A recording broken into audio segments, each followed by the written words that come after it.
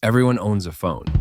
Maybe you're holding one in your hand right now, and if you look up around you, chances are you'll see someone else on their phone. When we're stood in line at the store, in between sets at the gym, it's really become second nature to us by now. But why? Sure, we use our phones when we're bored, but we also use them at concerts, at dinner with friends, when spending time with the people who gave birth to us.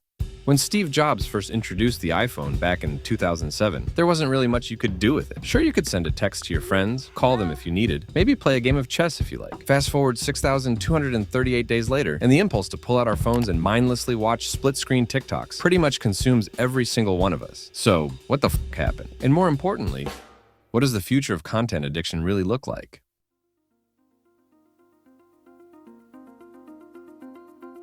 Now, if there's one fatal flaw the human species has, it's our curious nature. Sure, it helps us advance as a species and also as individuals. It gives us a reason to learn and create new things. But how does it end? We've already become so addicted to watching what everyone else is doing, scared that if we don't open the app, we're gonna miss out on something. You don't even really like using them. Yet we still find ourselves opening the app for the 10th time today, ready to waste another 2 hours of our life. And without you even knowing, there's an army of people working to make sure you stay like that. None of this is random. These big social media companies have one main objective: keep you on the platform. And so they manipulate you. They know exactly how the human mind works, and they take advantage of that. When you grab your phone first thing in the morning, when you open an app without even thinking about it, all of the habits you have, all of them have been specifically engineered to happen. The apps are literally designed after a slot machine. The way we can pull down and refresh the feed, getting another hit of instant dopamine.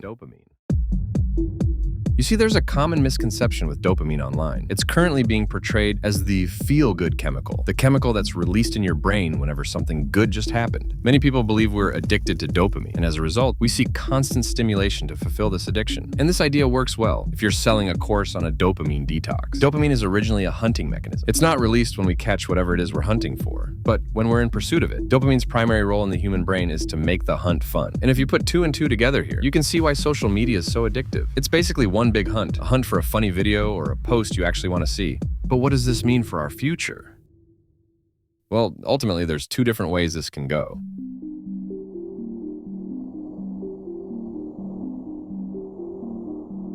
The first path will be one of dystopia.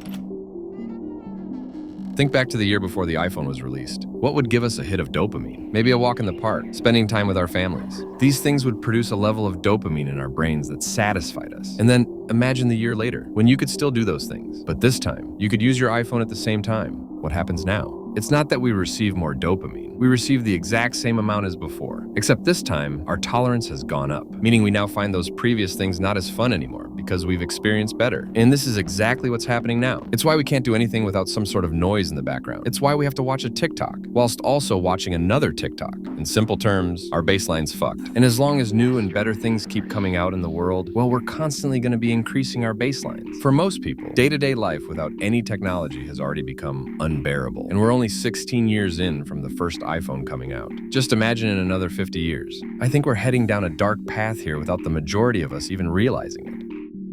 Or do we have the ability to turn this around? Sure, we won't ever be able to stop our advancements in technology, and neither should we want to. But is there another way around this? We've all seen the recent rise in popularity of genuine content. Podcasts over the last few years have skyrocketed in views, and people just sitting down talking to a camera are being heavily pushed in the algorithm. And why is this happening? Well, humans crave social connection. And at first, social media was there to help us with that. And it worked. In the early days, we didn't have this problem. Social media was used as a tool to connect us with people. But when they realized they could take advantage of that, it was no longer about giving us social connection, but giving us a false feeling of it. I mean, when was the last time you actually got some value out of social media? And people are starting to realize this. People like you and many more across the world are just tired of being fed bullshit every day. And we're actually taking a step back for once. And the whole point of this video is to ask you to take that step. A step away from all the content, my videos included. Because ultimately, it's our children who will be suffering the true consequences if we carry on at this trajectory. And so, keeping that in mind, just ask yourself, what do you value more? Keeping those apps on your phone, or a better future for your children?